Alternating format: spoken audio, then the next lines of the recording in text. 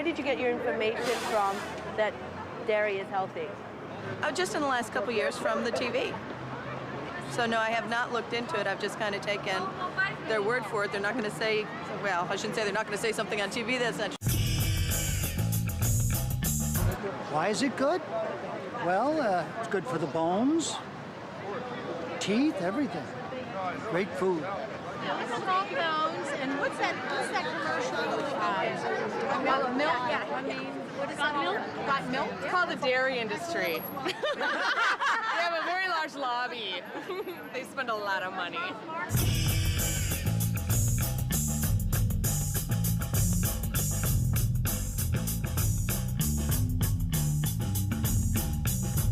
Why do we believe that milk is good for us, though? We were taught as little kids, schools, we were taught by as little kids that it's good for us. Without proof, kids accept what their parents say, what their doctors say, and, you know, they usually don't question it. Why do you think it's healthy? Well, because you've been told that all your life, you know. Everybody tells you it's healthy. I mean, they used to believe that the earth was flat, and everybody believed that. Mm-hmm. And then suddenly some crazy person came out and said, no, you know, the world is round. So if everybody believes that milk is healthy for you, but if one person came and told you, Well, that's their opinion. So you find it natural that a human drinks milk after its infancy? Yeah, it's probably better that they have their mother's milk, but cow's milk is all right, I guess.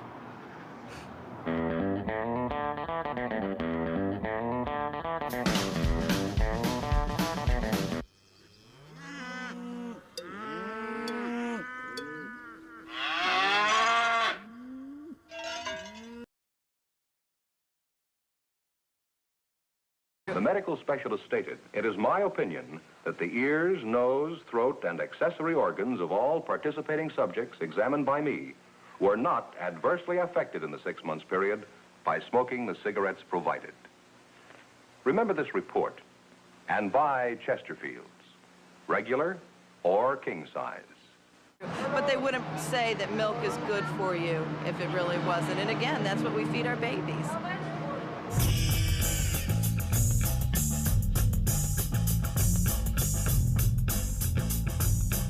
This kind of a deception is not like damaging your TV or your car.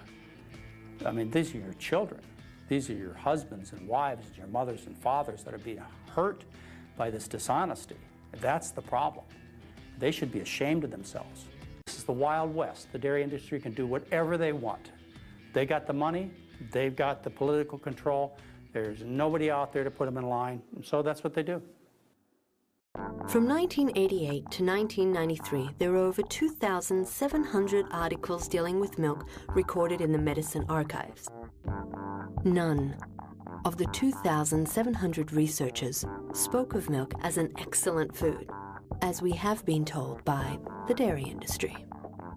Instead, intestinal bleeding, bovine leukemia, AIDS-like virus, asthma, childhood diabetes, heart disease, anemia, arthritis, allergic reactions, and cancer were the focus.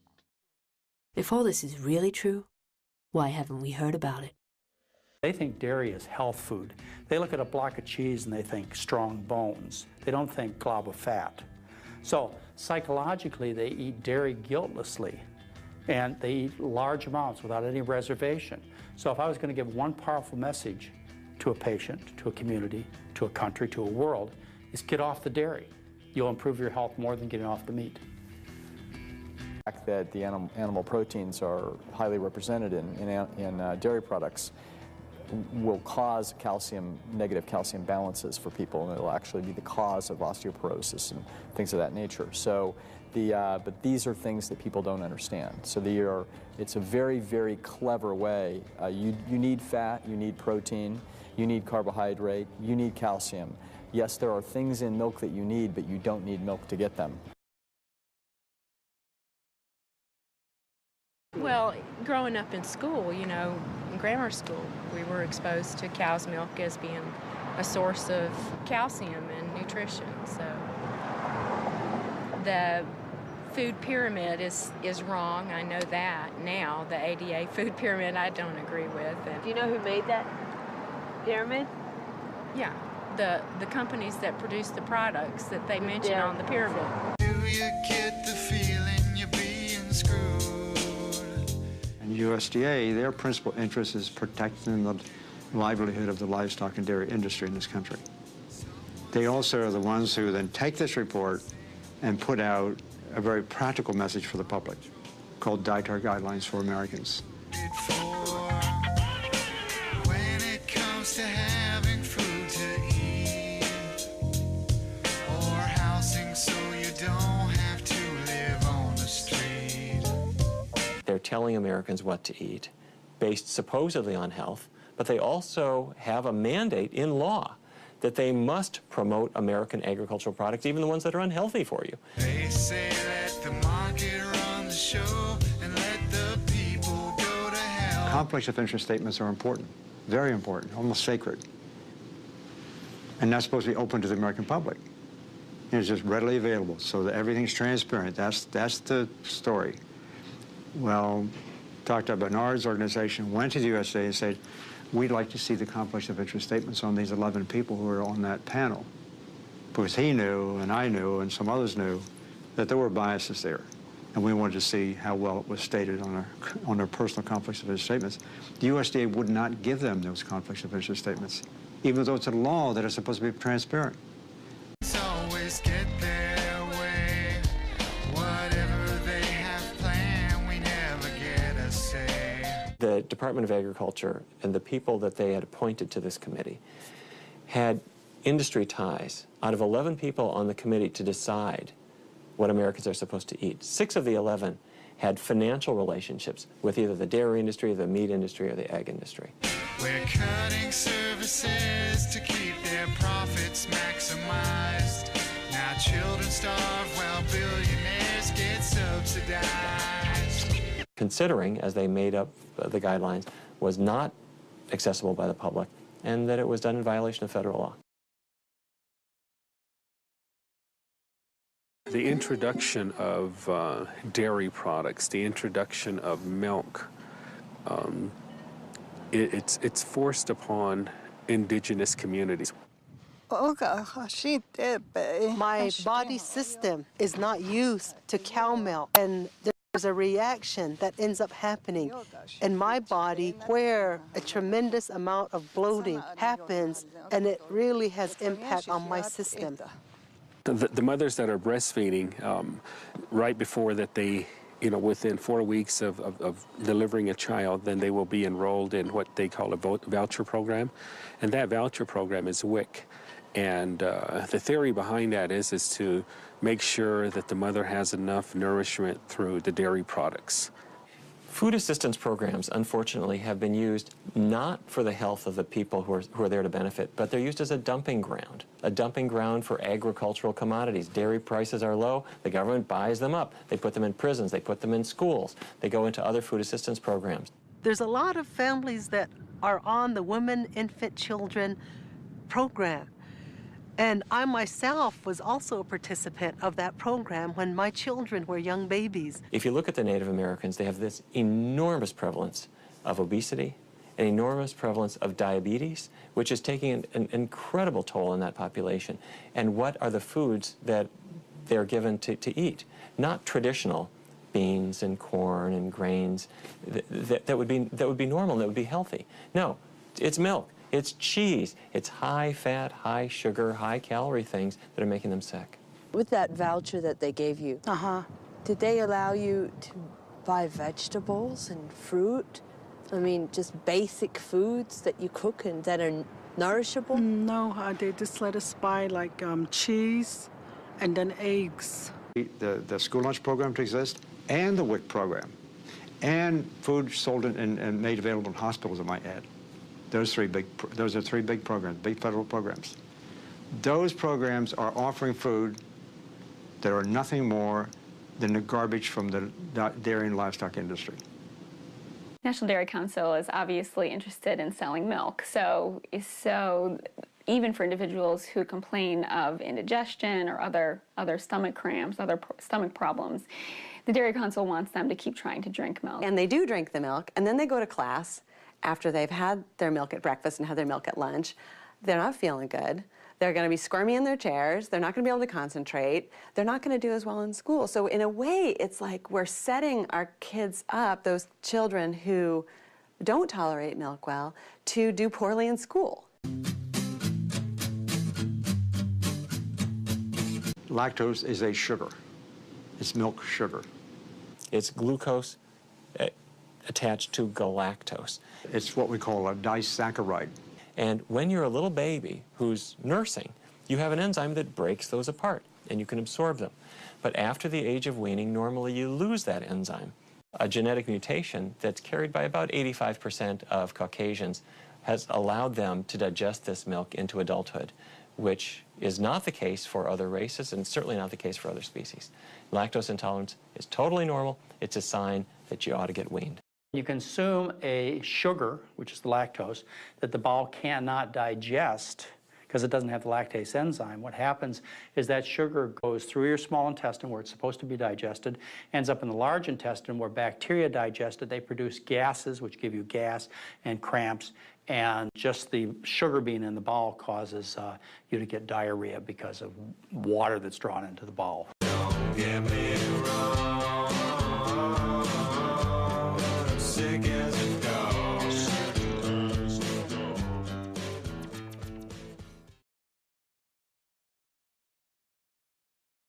Dairy cows, as opposed to beef cows, the job of a beef cow is to produce calves that that become steak on your plate. In order for a cow to give milk, she has to give birth to a baby calf. And that starts the lactation process.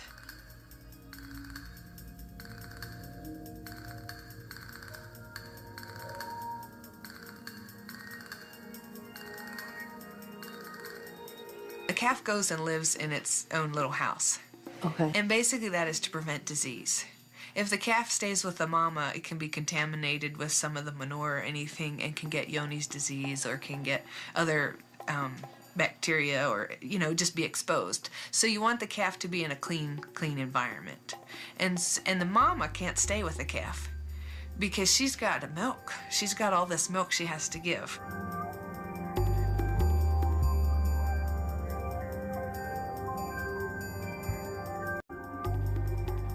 A cow can have an infection in her udder, which is called mastitis. So the somatic cell count relates to the incidence of mastitis. So if the cow has a low somatic cell count, and somatic cells normally occur in the milk.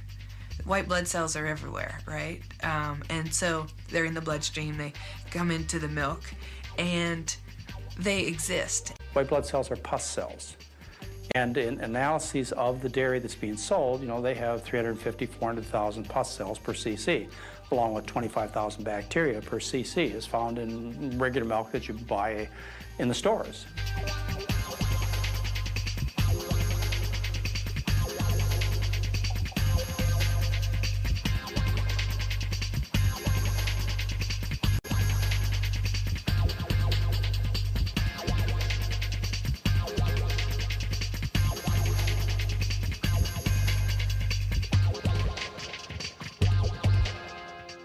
White blood cells are present just naturally to help the baby cow, but humans, you know, when they're consuming cow's milk, that's really not a concern. And what it ends up really being is just basically pus that is present in the milk. It doesn't really help our immune systems. It's meant for a baby cow's immune system. So that's just something else that we don't need.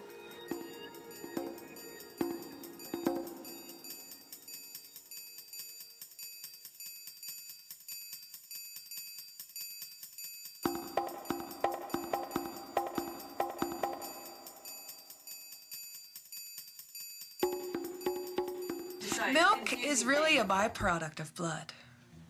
Okay. I don't want to freak you out or say something bad, but where does milk come from? The cows, you know, it's a normal process that the cow secretes the oxytocin and then the blood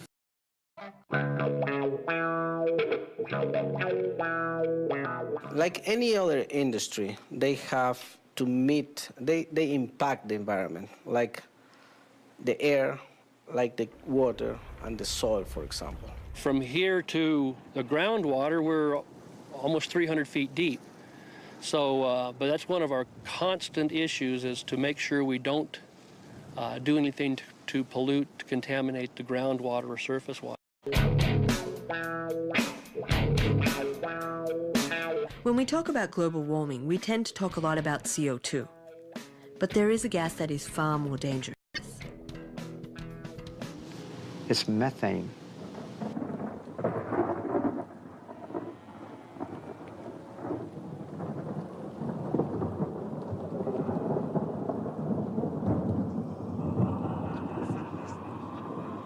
The cattle industry is contributing, a gas that has 23 times the power to create a greenhouse effect that does the CO2 from cars.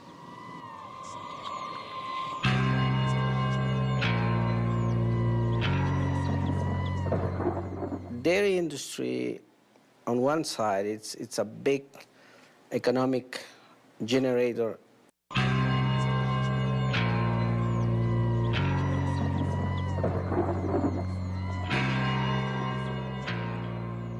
Animal agriculture has grown enormously. People consume 5 times as much animal products today as they did 50 years ago. Our consumption will double again in the next 50 years. Already, the atmosphere we're breathing has more than twice as much methane as it did a century ago. Just imagine how bad they'll be if we don't start doing something about it. And the contamination to the air pollution. The one animal that's the most powerful emitter of methane are dairy cows. They need to eat an enormous amount of food to produce all that. According to the UN, it's a bigger source than all the cars and trucks and planes and trains put together. 70% of formerly forested Amazon is now being used for pasture land.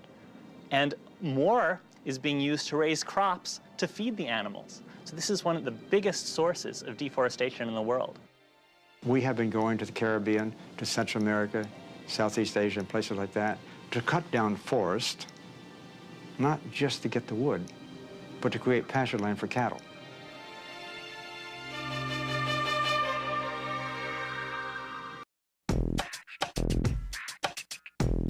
I have not had one sip of milk for 20 years.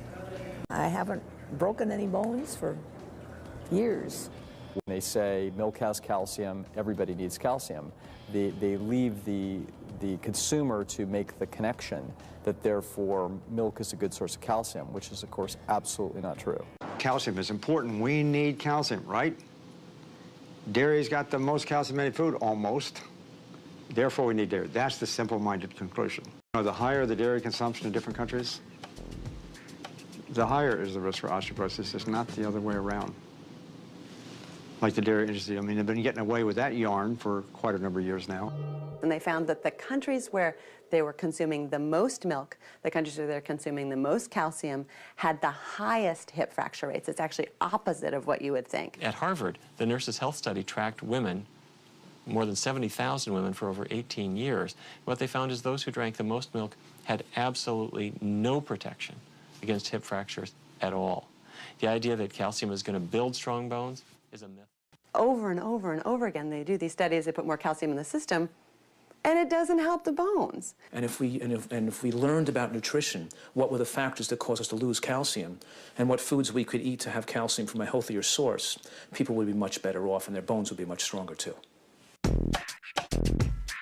When you consume animal protein, such as found in dairy products or meats or eggs, you pull calcium from your bones and excrete it in your urine. It's the protein in our dairy-based foods that makes it more difficult for us to keep the calcium that we're getting from dairy products in our bodies. What happens is when you're consuming the animal protein, your blood becomes acidic and your body reacts by pulling calcium from the bones as a kind of buffer to neutralize the blood. Had 14 or 15 kidney stone attacks, and which will convince you not to drink as much milk as you'd like to drink. Changes take place throughout the body, including the kidneys. And as a result, they lose that bone mass, that bone material into the kidney system, which precipitates kidney stones, and you have an overall effect of essentially urinating your bones in the toilet. But although they still say it's good for your bones and teeth, I don't know what good for, you know, what are they talking about?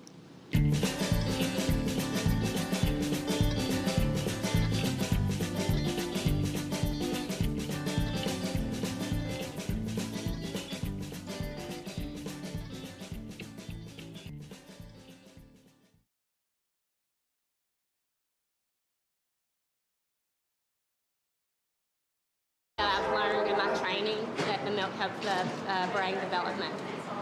How does the milk help the brain development? Helps their skills and learning their ABCs, the 1, 2, 3s, and colors and stuff. When you feed cow's milk earlier, 6 months, 8 months, 10 months, even 12 months, you're taking a chance the child's going to lose iron from occult gastrointestinal bleeding. And because milk doesn't contain iron as much, and it's not as absorbable as it is from breast milk now, the potential is going to be there for iron deficiency when they're young. And iron deficiency in a young child can have effects on reducing their intelligence. And that reduction in intelligence can be there permanently for the rest of their life. Yeah, I put this on the potato. It's now 30 pounds per person per year, thanks to government programs.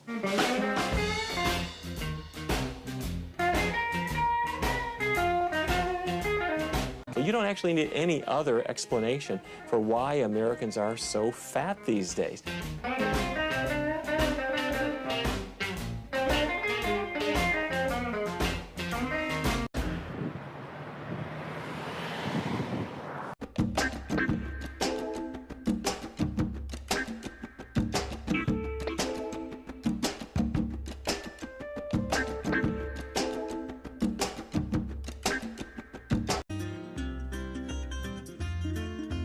And I just had a 5 bypass heart attack a month ago, you know. I had 5 bypasses done and I had 8 blockages, and I'd say it was my lifestyle of eating that and hereditary.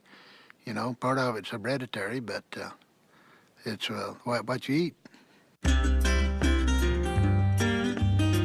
One of the main factors is a diet high in animal products, especially animal products that are high in saturated fat. And as I said earlier, that the biggest contributor of saturated fat in the American dietary landscape is dairy products, cheese and butter.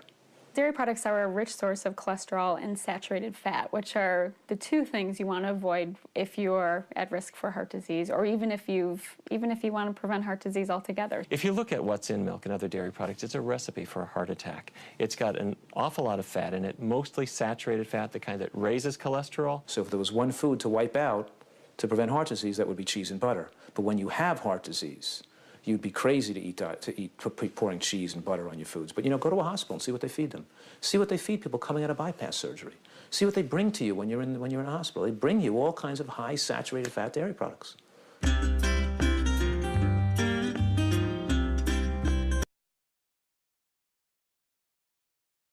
We are committed to having cheap food in this country.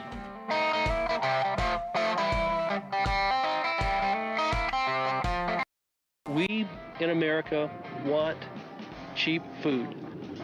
We have a cheap food.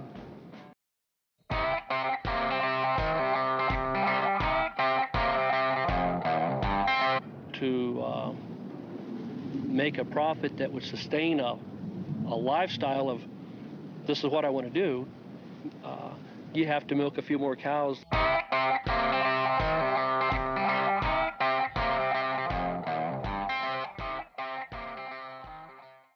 I think the cows that the milk comes from are pumped full of steroids and hormones and everything else, and it's in our milk.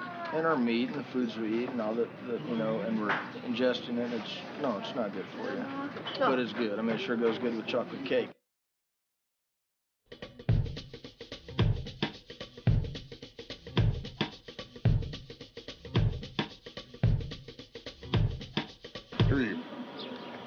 Costs me money, of course, to use it, right? It makes your cows sicker and stuff. When, you know, you have more problems, you have more, you know, ailments on your cows because you're pushing them so hard. And the consumer doesn't like it. You know, you can say it's already in milk, and you can tell them, the consumer tell you blue in the face, but when you have a syringe there, It doesn't look it's good. a drug. Exactly.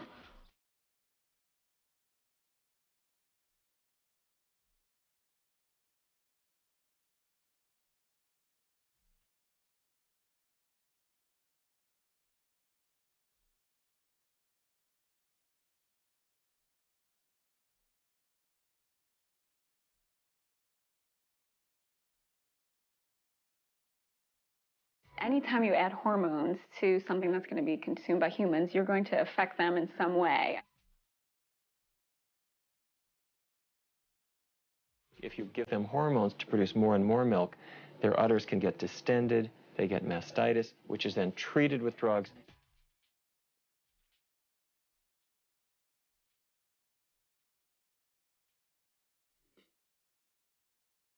So let's recap. Cows that are injected with RBGH have higher levels of IGF-1, which is associated with cancer. The use of the hormone also increases infections in the cow, which are treated with antibiotics and are found in the milk. We worked on this a total of about 27 years. You know, and we did many, many experiments, dozens of experiments over the years, and we asked all kinds of questions. First off, is it really true that animal protein, in this case cow's milk protein, that it can increase cancer? Well, we established that point in spades. It was absolutely true. It was dramatic. And then we went to some other questions, like, for example, how does it work? You'd like to know those kind of things to get more confidence. And the more we looked at a very fundamental level, biochemical level, we could find out this was changed, this was changed, this was changed. A whole lot of things was just sort of going wrong to create this cancer phenomenon. And then we got to a point where we could actually turn on and turn off cancer development just by giving them cow's milk protein or taking it away. That was dramatic.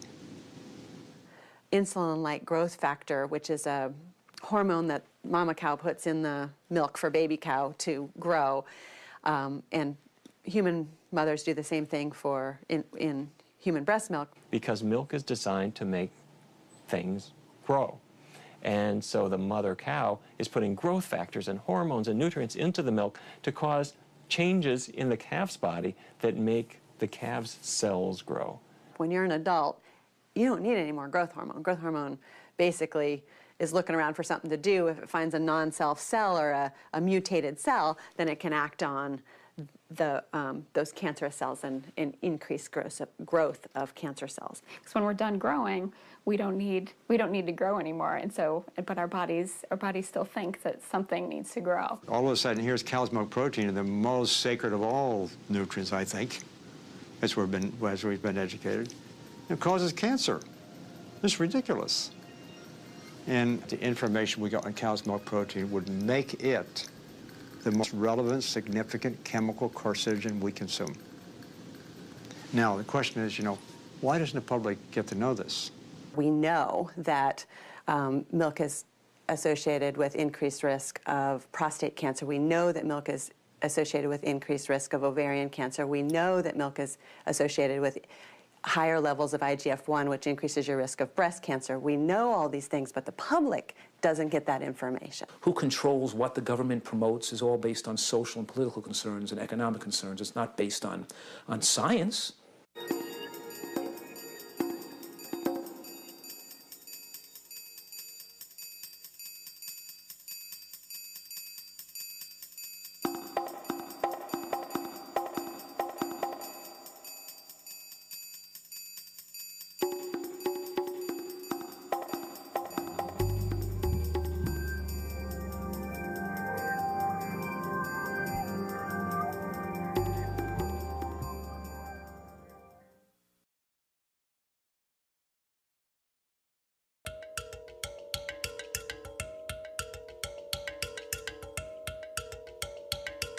Let's just think about that for a minute. Milk helps you lose weight. Okay, you take this, we'll talk about the data, but let's just think about that for a second.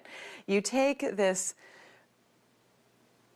food, we'll call it a food, that is designed by mammalian mothers for their babies to help a tiny mammal grow into a much larger mammal. This is a food that's designed to make other mammals get bigger. It's hard to think that this is anything other than nonsense. And yet it's sparked an enormous multi-million-dollar ad campaign to try to get people to buy milk. Research papers in the scientific journals that show that their top scientists realize this is fraud. There's been about 50 randomized controlled trials that have looked at the effect of either dairy or calcium on weight loss. 45 of those 50 studies have shown no effect of dairy or calcium on weight loss. 2 have shown weight gain, and 3 have shown weight loss.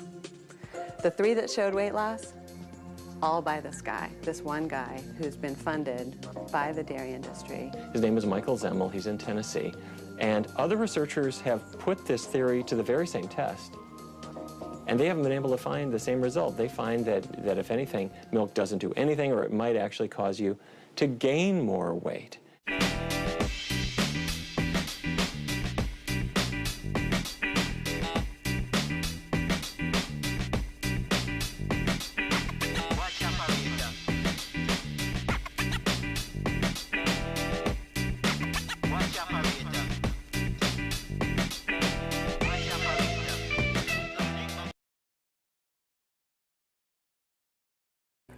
The question is, you should give up the dairy group. You'll get much better results than giving up the meat group. And the reason is dairy is basically liquid meat. It has essentially the same macronutrient properties, the same amount of fat, cholesterol, protein, lack of fiber, and so on. They're very similar in their nutritional makeup, but dairy has some extra problems, allergy problems, autoimmune diseases that they cause. If I now drank milk or had a product with any kind of dairy product, tomorrow morning I would wake up with swelling and a great deal of pain. It causes an autoimmune response in me that makes me ache all over. I get like an arthritic reaction where my joints start aching, and so if I have dairy over a 2 or 3 day period, a little lasagna here or a little vegetarian pizza there, or just various things like that, I begin to feel like I'm going to become totally crippled. The way it manifested in me was that my face was constantly broken out.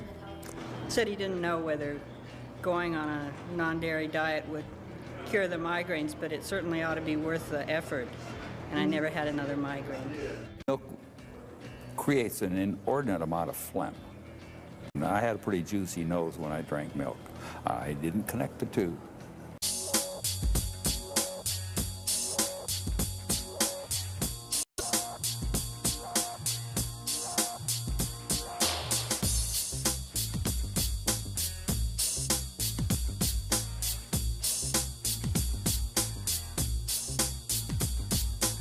My stepdaughter, she actually had asthma real bad. She was hospitalized for 3 weeks out in Philadelphia. And the doctors couldn't figure it out. She still has asthma, but we went to one doctor and they actually said, stay away from all milk and dairy products. We know that, if you do the right kind of diet, you can actually probably save at least 80% of all the illness in this country, serious illness and otherwise. I happen to believe it's more closer to 90, 95%. You can actually cure disease this way. There's a huge effect. But are we addressing it as a society? No, not at all.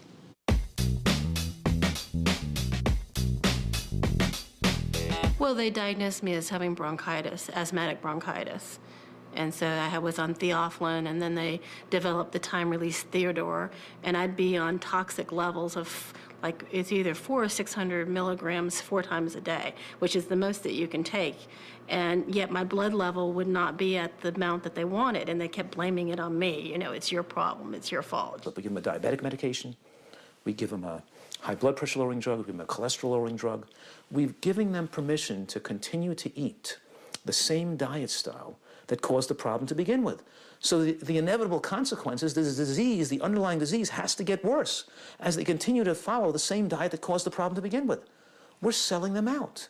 We didn't give them the possibility, we didn't give them the knowledge where they now have the possibility to reverse their diseases and live longer and save their life. That's malpractice. We're not adequately informing the people what they can do. We're just giving them a drug. And getting herself in such a mess that now is really driving the whole healthcare cost problem. And I met some people that knew about food allergies and about milk and other things that were bad for you. So I stopped drinking milk and some other things and cleaned up my diet and did a lot of different things for several years. And I didn't have any more problems. I didn't have to take any medication.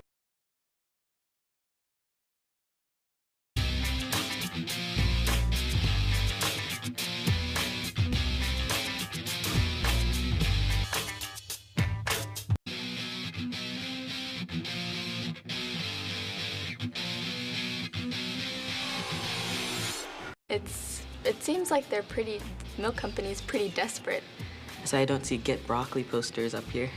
I think the ads in the cafeteria is, the smartest form of advertising ever. I think that, if you're trying to get people to buy milk, to drink milk, that, you put it into schools and, the kids see it. And then, when they're adults, they're hearing all the time, milk is healthy, milk makes you grow, milk makes your bones strong. So, of course, they're going to be feeding it to their kids. And I don't know if anybody really knows, when they're drinking it, what it does.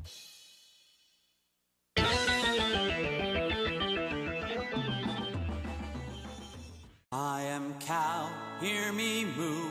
I weigh twice as much as you, and I look good on the barbecue. Yogurt, curd, cream, cheese, and butters made from liquid from my udders. I am cow, hear me moo.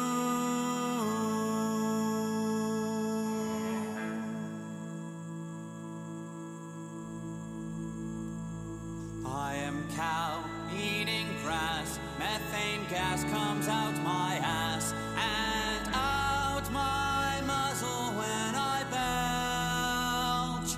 Oh, the ozone layer is thinner from the outcome of my dinner. I am cow, I've got gas.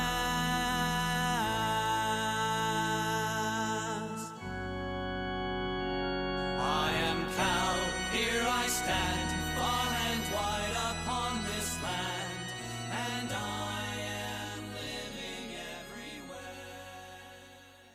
everywhere. And then suddenly some crazy person came out and said, no, the world is round. So if everybody believes that milk is healthy for you, but if one person came and told you, Well, that's their opinion. So you find it natural that a human drinks milk after its infancy? Yeah, it's probably better that they have their mother's milk, but cow's milk is all right, I guess.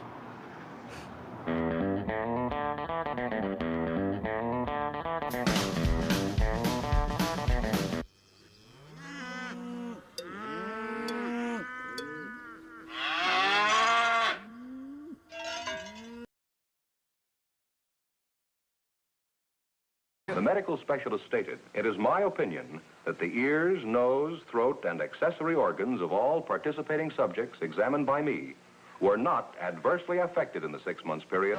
Great food. Strong bones, and what's that commercial?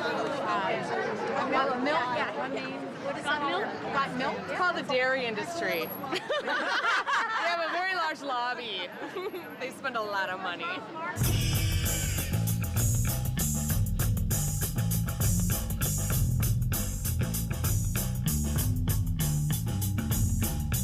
Why do we believe that milk is good for us, though? Because we're taught as little kids, schools, we're taught by as little kids that it's good for us. Without proof, kids accept what their parents say, what their doctors say, and they usually don't question it. Why do you think it's healthy? Well, because you've been told that all your life, you know. Everybody tells you it's healthy. I mean, they used to believe that the earth was flat, and everybody believed that. It's in archives. None of the 2,700 researchers spoke of milk as an excellent food, as we have been told by the dairy industry. Instead, intestinal bleeding, bovine leukemia, AIDS-like virus, asthma, childhood diabetes, heart disease, anemia, arthritis, allergic reactions, and cancer were the focus. If all this is really true, why haven't we heard about it? They think dairy is health food. They look at a block of cheese and they think strong bones. They don't think glob of fat. So psychologically, they eat dairy guiltlessly, and they eat large amounts without any reservation. So if I was going to give one powerful message to a patient, to a community, to a country, to a world, is get off the dairy. You'll improve your health more than getting off the meat. The fact that the animal proteins are highly represented in dairy products.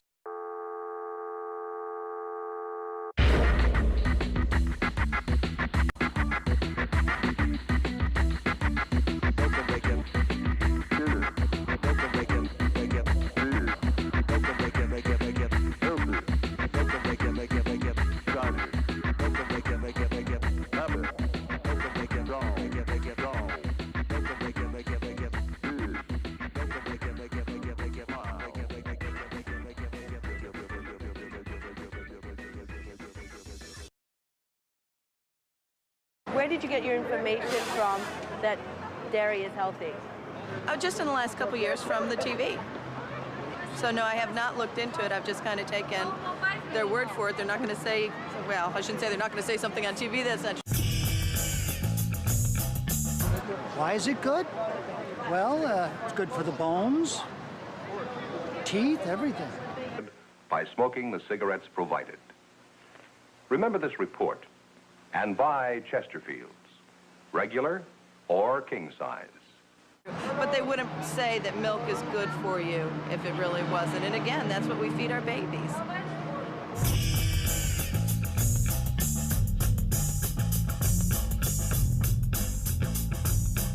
This kind of deception is not like damaging your TV or your car.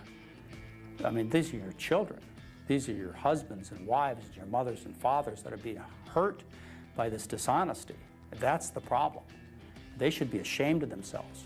This is the Wild West. The dairy industry can do whatever they want. They got the money, they've got the political control, there's nobody out there to put them in line, and so that's what they do.